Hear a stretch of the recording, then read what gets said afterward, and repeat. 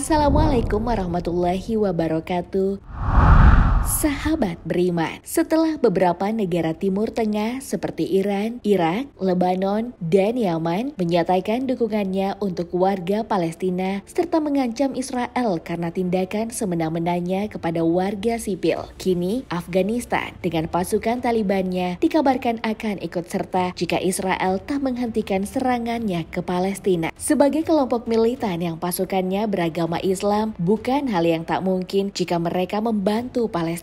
Namun benarkah Taliban akan ikut serta membantu perjuangan para pejuang Palestina? Tetap tonton terus video ini hingga akhir agar tidak sesat.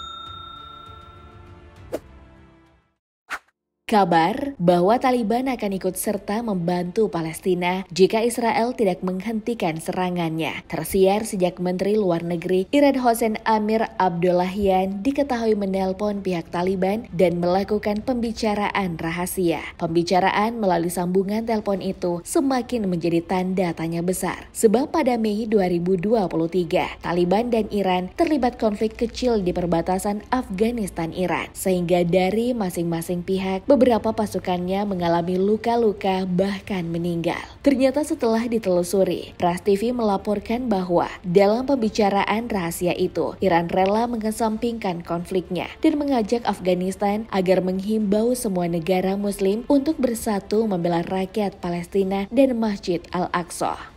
Selama panggilan tersebut, Amir-Abdollahian dan Menteri Luar Negeri Afghanistan Amir Khan Muttaqi saling menyampaikan keprihatinan mendalam atas setiap serangan yang dilanggar oleh tentara Zionis. Bahkan dalam pembicaraan itu, Amir Khan juga menyampaikan jika kelompok militan Taliban akan terus mencermati serta mengawasi kondisi yang sedang berlangsung di Palestina, sekaligus secara tegas mendukung Palestina dan akan siap memberi bantuan dari sektor militer kondisi bertambah buruk. Terbukti beberapa waktu lalu dalam akun sosial media Taliban Public Relation Department dengan mengunggah peta wilayah sebagian negara Arab, Taliban menggambar arah panah dari Afghanistan ke Palestina. Sebagai kode perjalanan mereka ke Palestina akan melewati Iran, Irak, dan Yordania. Sayangnya, dalam caption di postingan tersebut, pihak Taliban mengutarakan kekecewaan terhadap dua negara Arab lainnya dengan menulis tagar Taliban telah mencapai kesepakatan yang memuaskan dengan tagar Iran. Namun Irak tak menanggapinya dan Yordania melarang kami melewati negara mereka. Negara-negara Arab menjadi tameng bagi tirani Israel. Mereka tak memperjuangkan kebebasan Palestina dan juga tidak membiarkan negara lain untuk berjuang.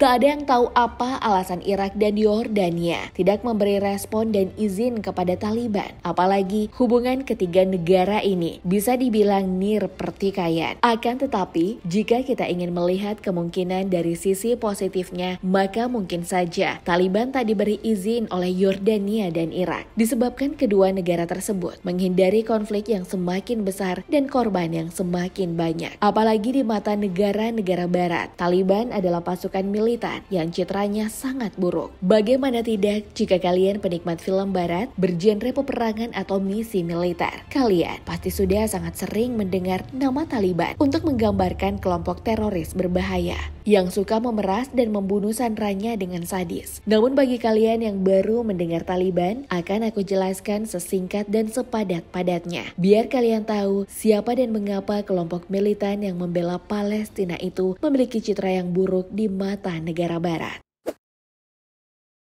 Kita mulai dari awal berdirinya. Kelompok Taliban sendiri dibentuk sekitar tahun 1990-an di daerah pedesaan Kandahar, tepat setelah pasukan Uni Soviet mundur dari Afghanistan. Ironisnya, mundur Uni Soviet dari Afghanistan tak membuat negara Islam itu terlepas dari konflik. Alasannya, karena pemimpin Afghanistan yang bernama Muhammad Najibullah masih seorang komunis. Ditambah lagi ada 3 faksi utama yang masing-masing memiliki ideologi dan identitas tersendiri sehingga menyebabkan terjadinya kekacauan karena saling memperebutkan kursi kekuasaan.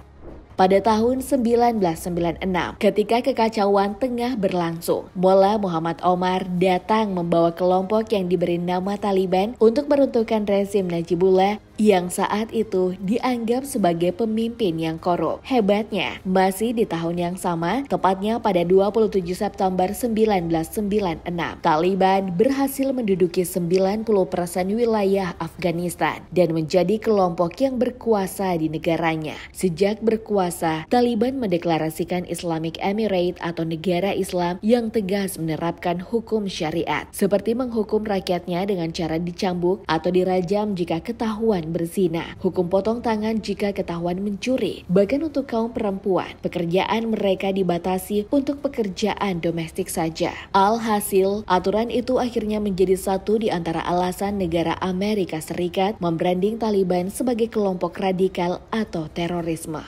Parahnya branding Taliban sebagai teroris oleh Amerika semakin lantang disebarkan ke dunia setelah Afghanistan dituduh sebagai dalang di balik serangan World Trade Center yang sampai saat ini dikenal dengan serangan 11 September 2001. Sejak saat itu, Amerika terus-menerus melakukan invasi ke Afghanistan. Mereka bahkan sempat menggulingkan kekuasaan Taliban karena mendatangkan banyak pasukan dan perlengkapan perang untuk menghabisi kelompok tersebut. Tentu saja, Taliban yang pasukannya semakin hari semakin bertambah, justru tak tinggal diam dan memberi perlawanan. Dan sekitar 20 tahun lamanya berjuang di tanah sendiri, pada tahun 2021, Taliban akhirnya berhasil memulangkan Amerika Serikat dan kembali menguasai Afghanistan.